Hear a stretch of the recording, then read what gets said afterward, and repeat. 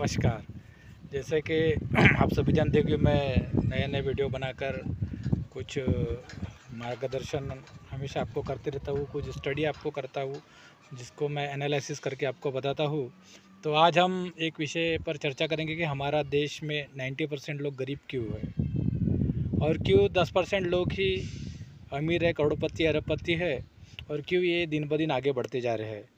तो मैं इस वीडियो के माध्यम से सभी मेरे देशवासियों को, जनता को ये जागृत करना चाहता हूँ ताकि आप ये वीडियो देखें और अपने अंदर की कमतरताओं को टटोलें और उन कमतरताओं को दूर करते हुए हम आगे बढ़े रहें। अगर हम देश के विकास की बात करते हैं तो देश का विकास कैसे होगा? क्या ये 10% नेताओं का विकास होने से देश का विकास होगा या फिर सिर्फ रास्ते और रोड बनाने से देश का विकास होगा? पता चला आपने 400 करोड़ के रोड बना दिए, लेकिन रोड के आजू बाजू में सिर्फ झोपड़े अगर रहेंगे तो इससे देश का विकास होने वाला नहीं है। तो हर व्यक्ति के हाथ में काम मिलना चाहिए, हर व्यक्ति का खुद का मकान होना चाहिए। अगर वो किराए से भी रह रहा है तो उसके कमाई में इतनी ताकत होनी चाहिए कि वो किराया दे सके, अपने बच्चों को अच्छी शिक्षा दे सके और अपने ज़िंदगी में वो आगे बढ़ सके। पर दोस्तों, आज हमारे देश में ये सब नहीं हो रहा है। कुछ लोगों के हाथ में ही देश की सत्ता है, वो सत्ता को अपने तरीके से उपयोग कर रहे हैं और इसलिए हमारे देश में 10% ही लोग आज करोड़पति अरबपति है और 90% लोग जो जनता है वो अपनी समस्या से जूझ रहे हैं। तो चलिए हम चर्चा करते हैं कि अगर हमारे देश को एक महासत्ता बनाना है तो उसके लिए क्या करना चाहिए। तो सबसे पहले तो मैंने अपने तरफ से अपने लेवल पे एक प्रयास चालू किया है कि मैंने खुद की दिव्य शक्ति जन कल्याण पार्टी तैयार की है। इस पार्टी के हमारे जो मोटो है वो मोटो हमारे जनता के लिए हमने रखे थे। इसमें से हमने सबसे पहले हमारा उद्देश्य रखा था कि ज़्यादा से ज़्यादा लोगों को हम रोज़गार देंगे। जो बिज़नेस करना चाहता है उनको मुद्रा लोन के अंतर्गत हम लोन देंगे, उसकी गारंटी भी सरकार अगर में हम आते हैं तो हम ही लेंगे। घरकुल की योजना हम अपनी तरफ से बना देंगे और उनको रहने की अगर सुविधा मिल गई तो उनके रोज़गार की हम व्यवस्था भी करवा देंगे। अगर ये सब चीज़ें हमने कर दिए तो हमें मालूम है देश का विकास अपने आप होने वाला है। अभी जो सरकारें बैठी है वो ये सब नहीं कर रही है, इसलिए हमारे देश का विकास आज तक नहीं हो पाया है। तो देश का विकास करने के लिए सबसे पहले तो हमें ये ज़रूरी है कि हम मालक कौन, हमें ये पता होना चाहिए। तो देश का जो सर्वोच्च मालक है वो आम नागरिक है, आम जनता है, हम और आप है। लेकिन हमको ही हमारी योजनाओं से दूर रखा जा रहा है। अगर नेताओं को मनमाना पेमेंट अगर लेंगे और वो जनता का कुछ भी काम नहीं करेंगे तो फिर हम उन्हें क्यों नौकरी पर रखें। देखिए, हम आमदार और खासदार इसलिए चुनते हैं ताकि वो हमारा विकास करे, हमारी सेवा करे। हम एक सेवक रखते हैं। आज अगर हम अपने घर में कोई चपरासी या कोई नौकर रखते हैं तो उससे 10 सवाल करते हैं कि भैया तुझे ये काम करना होगा, तुझे ये काम करना होगा, तब हम तुझे जाके 4,000 5,000 रुपये एक बेचारे कामगार का पेमेंट होता है।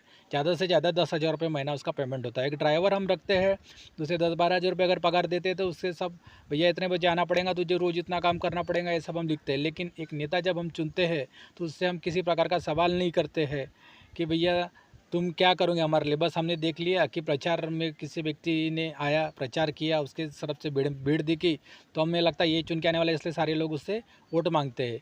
पर एक्चुअल अभी आपको सोचना पड़ेगा और जागरूक होना और अपने नेताओं से सवाल करना चालू करना पड़ेगा। सबसे पहले तो हमारे देश गरीब रहने का एक पहला जो कारण है वो है पेमेंट। क्या हो जा रहा है कि नेताओं को जो पेमेंट दिया जा रहा है वो करीब अगर हम देखा जाए तो एक आमदार पे साल का 256 करोड़ रुपए खर्चा हो रहा है। दोस्तों, जहां नागरिक 5,000 रुपये महीने से काम करते हैं, मगर साल का अगर उनका एवरेज लगा तो उनको 60,000 ही आता है और उस 60,000 में भी उनको इलेक्ट्रिक बिल भरना है, टैक्स रसीद भरना है, इतने सारे खर्चे उनके पीछे रहते, पढ़ाई का खर्चा रहता है और उनको सिर्फ 5,000 महीने में वो बेचारे मेंटेन करते हैं। और इनको नेताओं को अगर एज एवरेज निकाल जाए तो कम से कम इनको 2 से 3 लाख रुपए महीने का मिलता है और इनका रोड का और इसका जो कमीशन पकड़ के इनका कम से कम मंथली जो आवक है वो कम से कम 1,000 करोड़ के करीब तो होगा ही होगा। तो इसलिए इनके जो नेटवर्क भी रहती है वो 5,000 करोड़, 500 करोड़, 1,000 करोड़ इतनी इनकी संपत्ति होती है और फिर भी ये नेताज बनते हैं। आम जनता ने भी ये सोचना चाहिए कि भैया हम किसी को अगर अपने घर में नौकर रख रहे हैं, जैसे आमदार और खासदार ये हमारे सेवक है, हम किसी को सेवक रख रहे हैं तो उसकी संपत्ति जांच करें। अगर वो पहले करोड़पति है अरबपति है, तो ऐसे लोगों को काहे को खासदार बनाना चाहिए? ये लोग सही में क्या हमारी सेवा करेंगे क्या? जो करोड़पति बना है ऑलरेडी, उसे ना चुनते हुए एक गरीब व्यक्ति को उसमें मौका दे। और मैं तो बोलता चुनाव कमीशन ने ये उसमें ये लगा देनी चाहिए, एक नियम लगाना चाहिए कि भैया तेरी संपत्ति अगर 1 करोड़ रुपये है तो तू अपना वोट देश में भर सकता है, तुझे नगर सेवक या आमदार या खासदार की टिकट हम नहीं देंगे। तो सबसे पहले इस बात को ध्यान में रखते हुए मैं अपना इलेक्शन कमीशन से ये गुजारिश करता हूँ कि आप अभी ये नियम बदले और जो करोड़पति लोग हैं उनको टिकट देना है। और पार्टियों को भी इस बारे में सोचना चाहिए, लेकिन पार्टियाँ कैसा अपना धंधा खोल के बैठी है। आज बीजेपी पार्टी करोड़ों रुपए का चंदा लेती है, वो बिजनेस में लोगों को बिजनेसमैन लोगों से चंदा लेती है, और बाद में जैसे अब कोई भी बिजनेसमैन हो अगर 500 करोड़ रुपए आपको देता है तो कम से कम देश से उस 1000 करोड़ तो कमाने की अपेक्षा रखेगा। तो इसीलिए वो चंदा देते हैं। तो ये चंदे का जो धंधा है ये बंद होना चाहिए, आम नागरिक तक उसको पैसा पहुँचना चाहिए। आज अगर किसी को ज़रूरत पड़ी तो ये जो बिजनेसमैन है वो किसी को 10 रुपये भी नहीं देते, हर नागरिक से वो 1-1 रुपया 2-2 रुपया कमा के ऐसे करोड़ों रुपये की संपत्ति बनाते हैं।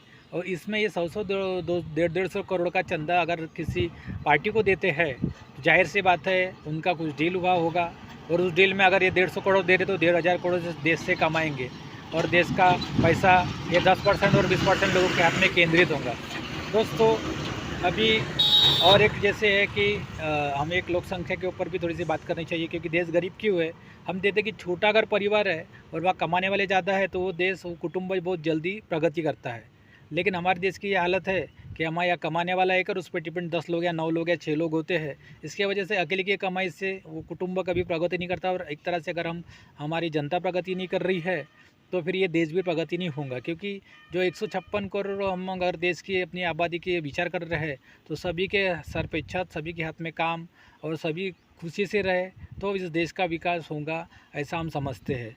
दोस्तों अभी हम युवकों के बारे में बात करेंगे कि युवक लोग कहाँ होते हैं। अगर किसी नेता ने डीजे लगा लिया, डीजे पे वो एक दिन नाच लिया, शिवदा जयंती पे डीजे लगा के उन्होंने एक दिन नाच लिया तो उनको लगता है हाँ ये नेता बहुत अच्छा है, इसने डीजे लगाया हमको नाचने को मिला। लेकिन दोस्तों आपको बताता हूँ कि एक दिन के डांस करने से आप ज़िंदगी में कभी तरक्की नहीं करेंगे। आप डांस करें, अपने उत्सव को ये करें, लेकिन कम से कम उस नेता से एक बार पूछिए कि भाई तू 1 लाख का डीजे तो एक दिन के लिए लगाएंगा, लेकिन इससे हमको रोजगार नहीं मिलेगा। उससे अच्छा हर साल अगर वो 1 लाख रुपए किसी एक युवक को नौकरी के लिए या उसको कुछ बिजनेस के लिए दिया जाए, तो उस एक युवक ने भी अगर उस बिजनेस को बढ़ा के 10 लोगों को काम पे रखा तो हर साल ऐसे कई लोग काम पे लग सकते हैं। लेकिन एक मानसिकता है इन बड़े लोगों की कि ये क्या करते हैं, आपको महाप्रसाद खाने में बिजी लग देते हैं, क्योंकि महाप्रसाद वही बांटता है जिसने पहले करोड़ रुपए आपसे कमा लिया है। बाद में अगर वो 1 आध लाख रुपए का महाप्रसाद आपको खिला रहा है तो कोई अपने जेब से नहीं खिला रहा। आज हम आम जनता की बात करते हैं तो कभी कभी हमको एक टाइम का खाना नसीब नहीं होता, तो और ये लोग महाप्रसाद करा रहे थे क्यों? तो ये आपका ही पैसा इन्होंने खा के आपसे महाप्रसाद कर रहा है। तो युवाओं से मेरी ये है कि कृपया आपको इन सब से बचना है। आप उत्सव करें, ये करें, लेकिन अपने काम धंधे पर भी ध्यान दें, और सरकार से ये करें कि भैया हमको 1 लाख का डीजे ना देते हुए हमें कोई रोज़गार और इससे हमें प्रेरित किया जाए। दूसरी बात क्या है, अनाप शनाप खर्चा कर रहे हैं नेता लोग। इनको एक नेता रहता है तो उसको 10 सिक्योरिटी गार्ड लग रहे हैं, ये लग रहे हैं। आप देश के सेवक हो, आपको गार्ड की क्या ज़रूरत है? और आपको अगर इतनी गार्ड की ज़रूरत है तो भैया वो आपको जो पेमेंट मिलता है आप उसमें से अपने लिए रखें। आप पुलिस वाले को नौकरी पर रखिए, आप अपने लिए बॉडीगार्ड रख लिए, उसका पेमेंट सरकार क्यों करेंगी? क्योंकि एक तरफ ऐसा होता है कि लोगों को बेचारे 20,000 रुपये महीने से काम करते हैं और उसमें कम से कम 18,000 रुपये उनके महीने के खर्चे हो जाते हैं, और 2,000 बचाते हैं। और आपको ऐसा हमने 5 लाख रुपये पेमेंट भी दे रहे, कमीशन भी दे रहे, फिर भी आपको सिक्योरिटी भी हम ही दे रहे। यहाँ भैया सिक्योरिटी, आप सिक्योरिटी में रहो करके। तो मेरा अनाप शनाप जो खर्चा देश पे हो रहा है ये होना चाहिए। ऊपर से नेता को ने खुद अपना पेमेंट कम करना चाहिए। अगर और इनका जो पेमेंट है वो आम नागरिक का क्या पेमेंट है? जैसे कि आज अगर एक मजदूर ठिया का मजदूर अगर काम करे तो 500-600 रुपये में 24 घंटे काम करता है। तो भैया एक मजदूर को जब 500 रुपये मिल रहा तो रोज़ के मिल रहे तो उसका क्या हुआ, महीने का पगार बहुत ज़्यादा हो गया 15,000 रुपये। तो अगर नेताओं ने भी अपना पेमेंट 15 से 20,000 रुपये लिया तो क्या बिगड़ रहा है? तुमको करना ही क्या है, आके भाषण ही तो देना है। तो भाषण देने के अगर तुमको हम 2-2 लाख रुपये पेमेंट देंगे तो इससे देश का विकास थोड़ी होने वाला है। तो आम जनता का जो पेमेंट है उसके हिसाब से इनको पेमेंट देना चाहिए। एक तरह से कलेक्टर को भी हम देखता है, जैसे अभी बीच में घोटाला उपस्थित हुआ था, एक महिला कलेक्टर था जिसकी संपत्ति जो है 18,000 करोड़ की निकली। इसने देश के पूरे खदानों को बेच दिया था। तो यानी ये इनको 1-1.5 लाख रुपए पेमेंट भी दो, फिर ये खदानें बेचेंगे, नैसर्गिक संपत्ति बेचेंगे, उससे भी ये पैसा कमाएंगे। आज 18,000 करोड़ नाम सुनते बराबर ही हमारे कानों में हवा आती है, क्योंकि हम महीने का कितना भी कूदेंगे 10-15 हज़ार कमाएंगे तो मेरे ख्याल से ज़िंदगी भर भी हम 1 करोड़ जमा नहीं पाएंगे। लेकिन इनके 2-4-5-10 साल की सर्विस में ये 18,000 करोड़, 2,000 करोड़, 20,000 करोड़ का आंकड़ा ये क्रॉस कर लेते हैं। और बाद में फिर हम स्टेज पे खड़े होकर बोलते कि मैंने ये किया तो मुझे इतना मिला, ये मैंने वो किया। तो मेरा सभी जनता से भी ये निवेदन है कि इस सब चीज़ से आप बचें और देश को, नेताओं, सबसे पहले तो हमारे जो दुश्मन है ये नेता ही है, तो इन नेताओं से हमने सवाल करना चालू करना चाहिए कि भैया ये तुम्हारा ही, तुम क्यों आगे बढ़ रहे हैं, यानी हम आगे क्यों नहीं बढ़, हमारे आगे बढ़ने के लिए आप क्या कर रहे हैं। और सबसे पहले वोट देने से पहले अगर कोई आपसे वोट मांगने आता है तो आप उनसे भी सवाल करें कि भैया ठीक है ना, हम तुमको वोट देंगे तो तुमको तो 3-4 लाख रुपये महीना मिलेगा, लेकिन उसमें क्या हमारे को क्या मिलेगा, और अगर कुछ मिलेगा तो इनसे चेक ले लो, जो चेक दे रहा है तो आपको गारंटी होंगी कि हम इनसे पैसे निकाल सकते हैं। ठीक है। दूसरी बात, हमें जागरूक होना चाहिए, इन सब सवाल करने चाहिए। देश में रास्ते कितने में बन रहे हैं, देश में घरकुल योजना क्यों नहीं है, देश में रोज़गार क्यों नहीं, तो इस तरह की हम चर्चा करें। क्या हो जा रहा है कि अधिकारी लोग दिन भर काम करते हैं, कहीं ना कहीं रिश्वत के पैसे कमाते हैं और शाम को दारू पी के उसमें आराम करते हैं। मतलब इनका पेमेंट जैसे का पैसे इनको मिलता है, इनको रिश्वत के पैसे से दारू भी पीते हैं। और इससे क्या हो जाता है कि देश में किसी भी विषय पर खास चर्चा नहीं हो पाती है। हमारे युवा लोग भी दिन भर कॉलेज में जाते हैं, शाम को आते हैं, कहीं मिला उनको कहीं सिगरेट पीने बैठ जाएंगे, कहीं बियर पीने बैठ जाएंगे, तो दोस्तों आज दारू पीने बैठ जाएंगे। तो इससे क्या हो जा रहा है कि युवा हमारा उसमें बर्बाद हो रहा है। आज उसके पास में विचार करने की कोई क्षमता नहीं, क्योंकि एक बार अगर वो दारू का अधीन हो गया या किसी नशे का अधीन हो गया तो एक तरह से वो गुलामी हो जाता है, उसको खुद का अच्छा बुरा समझता नहीं है। और दारू और सिगरेट इससे वो खुद के शरीर को भी ख़राब करता है और एक तरह से इससे भी देश का नुकसान होता है। तो युवा से मेरी ये विनती है कि कृपया वो दारू, सिगरेट और जो भी ऐसे ये है जो मतलब नशे वाली चीज़ें, इनसे दूर रहे और अपने काम धंधे होने के बाद भी आप चर्चा करें। इस तरह से हम देश को आगे बढ़ाएं, क्योंकि देखो दिन भर अगर हमने कॉलेज किया तो उससे पढ़ाई करेंगे, उससे आपको ज्ञान आएगा। लेकिन वो अगर कोई साइंस का स्टूडेंट है और उसको अगर राजनीति की समझ नहीं है तो उसके ऊपर एक अनपढ़ ही नेता जाने वाला है। तो सोचो, एक शिक्षित के ऊपर अगर एक अनपढ़ राज करेगा तो उस देश का क्या हाल होगा। तो शिक्षित लोगों से मेरा ये, सुशिक्षित लोगों से भी मेरा ये निवेदन है कि कृपया अपने देश की तरक्की के लिए चर्चा करें, नशे से दूर रहे। तीसरी बात मैं बोलूँगा कि बैंकों पर हमारे जनता का नियंत्रण होना चाहिए। डॉक्टर साहब अम्बेडकर जब इन्होंने संविधान लिखा था तो रिजर्व बैंक की इन्होंने स्थापना की थी। रिजर्व बैंक की स्थापना करने का एक ही मकसद था, ताकि जो जनता का पैसा है वो रिजर्व बैंक में यानी एक तरह से बैंकों में जमा रहे, ताकि सरकार उससे उन पैसों से कुछ डेवलप करे और उसका कुछ जो इंटरेस्ट है वो हमारी जनता को दे। मगर अब हो क्या रहा है कि रिजर्व बैंक ने कुछ बड़े कंपनियों से 20-20 लाख रुपए लेके उनको परमिशन दे दिया और वो जो पैसा जमा कर रहे हैं वो गरीब लोगों के कोई काम नहीं आ रहा है। बड़े बड़े बिजनेसमैन को आज 1-1 हज़ार करोड़ के लोन मिल जा रहे हैं, 1500 करोड़ के लोन मिल जा रहे हैं, 14,000 करोड़ का लोन मिल जा रहा है। लेकिन एक आम नागरिक अगर 50,000 का लोन लेने जा रहा तो उसे वो नहीं मिल रहा है। तो इस विषय में भी आज मीमांसा होनी चाहिए, लोग जागरूक होना चाहिए। किसी भी गरीब का व्यक्ति का लोन है तो सिर्फ 10 व्यक्ति ने खड़ा होना चाहिए, बैंकों से सवाल करना चाहिए कि भैया आप इनको ये लोन क्यों नहीं दे रहे। और दूसरी बात, सरकार ने भी इसकी गारंटी लेनी चाहिए। एक नेता को अगर 3 लाख रुपये तुम महीना दे सकते हैं तो एक व्यक्ति को ज़िंदगी में एक बार बिजनेस करने के लिए तुम 2-3 लाख रुपए क्यों नहीं दे पाते। तो ये विषय, ये सवाल हमें करना चाहिए। तीसरी बात, बिजनेस में नियंत्रण होनी चाहिए। आज देख रहे हैं हम, रिलायंस ग्रुप हो रहा है या अडानी ग्रुप हो रहा है, यही लोग आगे बढ़ रहे हैं, अरबों खरबों का इनका बिजनेस है। लेकिन एक आधी चाय के टपरी वाला छोटा बिजनेस है तो इस पर सरकार का ध्यान ही नहीं है। क्यों सरकार इसको आगे बढ़ाने के लिए कुछ योजना नहीं बना रही है। योजना आ रही है लेकिन क्या इन तक योजना क्यों नहीं पहुँच रही है, क्या कारण है। तो ये सब चीज़ों का भी हमने चर्चा करनी चाहिए। दूसरी बात कि चुनाव में खड़े होते हैं बहुत से लोग, जैसे अभी लोकसभा का चुनाव हुआ, करीबन 60-70 फॉर्म गडकरी साहब के विरोध में भरे गए और उन 60-70 लोगों में से सिर्फ एक व्यक्ति चुन के आया। अब जाहिर सी बात है, गडकरी साहब इतनी बड़ी संपत्ति, इतनी बड़ी पार्टी है तो चुन के वो आना ही है, क्योंकि इतना पैसा वो खर्चा करेंगे तो चुन के आएंगे ही। उनके पास प्रचार के लिए पैसा है, उनके पास में मीडिया खरीदने की ताकत है, उनके पास में सब कुछ खरीदने की ताकत है, तो वो चुन के आने ही वाले हैं। तो ये नहीं, लेकिन मेरा सर कहना है कि जो लोग नहीं भी चुन कर आए तो भैया तुम इनको, अगर तुम 3 लाख रुपए महीना दे रहे हो तो कम से कम जो हार के आया, तो ऐसे जो लोग चुनाव में खड़े उनकी एक समिति बने और हर व्यक्ति को कम से कम नहीं कुछ तो महीने की 5,000 रुपये महीने की पेंशन मिले, ताकि वो बेचारा अगर अच्छा काम कर रहा हो और चुनाव में उसका कुछ पैसा खर्चा होगा और हार भी गया होगा और महीने के अगर उसको 5,000 भी मिले तो कम से कम वो अपने विकास के लिए, देश के विकास के लिए काम करे और देश के विकास में वो अपना सहभागी करे कि उसको मिलना। तो मैं सरकार से मेरी ये गुजारिश है कि आप हर चुनाव में खड़े होने वाले व्यक्ति को, चाहे वो जीत के आए या हारा है, तो उसको कुछ पेंशन चालू करें, उसको कुछ मदद दे आर्थिक महीने की, ताकि वो और जनसेवा कर सके। ऐसा नहीं है कि गडकरी साहब चुन कर है तो वो भी बहुत अच्छा काम करते हैं, हो सकता है विकास ठाकरे भी उनसे अच्छा काम करने वाले हो, लेकिन अभी चुन कर नहीं है तो उनको मौका नहीं मिला।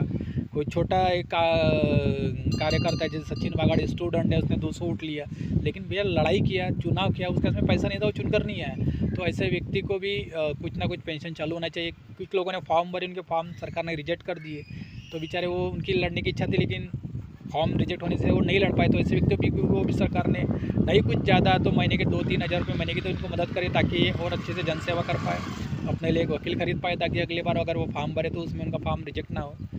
तीसरी बात मैं करूँगा कि ये सब करके हमारे देश का हम विकास कर सकते हैं।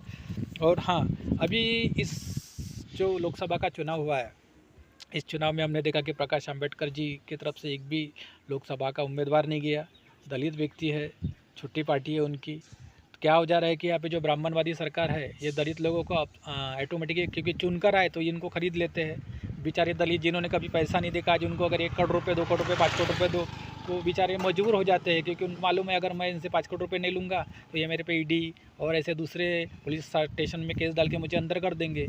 तो वो अगर वो वहाँ अकेला भी रहता है तो इसलिए फिर वो सरकार को समर्थन कर देता है। रामदास अठावले ने उनको समर्थन कर दिया, लेकिन एक भी लोकसभा की सीट रामदास अठावले जी को दी नहीं गई।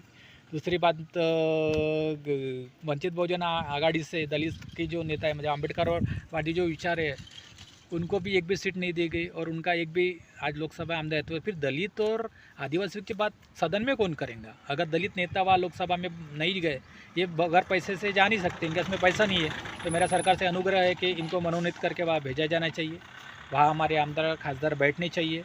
और इसीलिए या फिर इनको भी एक पेंशन चालू किया जाए, ताकि ये कम से कम नहीं वहाँ सरकार में बैठेंगे पर अपने लोगों को उसको वाला कर पाएंगे। ठीक है, तो इस तरह से ये काम करके हम अपने लोगों को हम आगे बढ़ सकते हैं। दूसरी बात, कोई भी योजना है उस पर जनता के विचार लेना बहुत ज़रूरी है। जनता के विचार लेना बहुत ज़्यादा ज़रूरी है, क्योंकि अगर जनता के विचार लेकर कोई काम हो तो उसमें जनता का फ़ायदा हो। क्या हो जा रहा है, अभी जैसे हमारे दिव्यांगों को हमने रोज़गार के लिए कहा था कि भैया हमारे को 2 लाख रुपये चाहिए, लेकिन हमको 2-2 लाख रुपये नहीं दिए गए और हमको सिर्फ 1 लाख रुपये दिए गए, लेकिन हमारे लिए 40 करोड़ का गार्डन बना के छोड़ दिया गडकरी साहब। जबकि किसी भी दिव्यांग ने और किसी दिव्यांग की संस्था ने उस गार्डन की मांग नहीं की थी। तो सरकार क्या कर रही है कि उनको जहाँ से कमीशन मिल रहा है ऐसे गार्डन वो उनको बना के दे दे रही है, जहाँ से कमीशन मिल रहा है उनको स्कूल बना के दे दे रही है, स्कूल संचालक से वो कमीशन मिल जा रहा है तो उनको पेमेंट करते जा रही है। तो भैया जनता क्या मांग रही है, इसकी सर्वे होनी चाहिए, किस एरिया में किसकी ज़रूरत है इसका सर्वे होना चाहिए, वहाँ की जनता, वहाँ की संस्था या वहाँ के लोग क्या मांग रहे हैं इस पर मीमांसा हो, तभी वो चीज़ दे जाए। ऐसा नहीं कि हमने तुमको गार्डन नहीं मांगा, तुमने हमको गार्डन बना के दे दिया और हम मांग रहे भैया 40 करोड़ का गार्डन से अगर हमको तुम 40 लाख का मकान दे देते तो हमारे कम से कम उस 40 लाख के मकान में 10 तो हैंडीकैप रह सकते थे, जिसमें उनको किराया ना देना पड़े। तो ये सब चीज़ें होनी चाहिए और ये सब करने के लिए ही अब हमारी पार्टी इस तरह से काम करेंगी। जो गलतियाँ इस देश में हो रही है उस गलती को सुधारने का काम करेंगी। और ये जो जितने हमने सजेशन सरकार को दिए हैं, अगर हमारी पार्टी चुनकर आती है तो हम इन सब हमारी जनता के लिए हम लागू करेंगे। और हमारे सरकार अगर आती है तो जनता का 1 रुपया भी हमसे पूछे बगैर खर्चा नहीं करेंगे, हम अपने पेमेंट कम कर लेंगे। और इस तरह से हम भारत को जितने ज़्यादा सरकार को जितना से ज़्यादा फंड जमा करके देश का जितना ज़्यादा विकास करना है हम वो करेंगे। तो आप हमें मौका दें और इस चैनल अगर ये मुझे मेरे ये सुझाव अगर अच्छे लगे तो कृपया मेरे चैनल को लाइक और सब्सक्राइब करें, ताकि और मैं स्टडी करूं और अच्छे से अच्छे विचार आप तक पहुंचाऊं। धन्यवाद।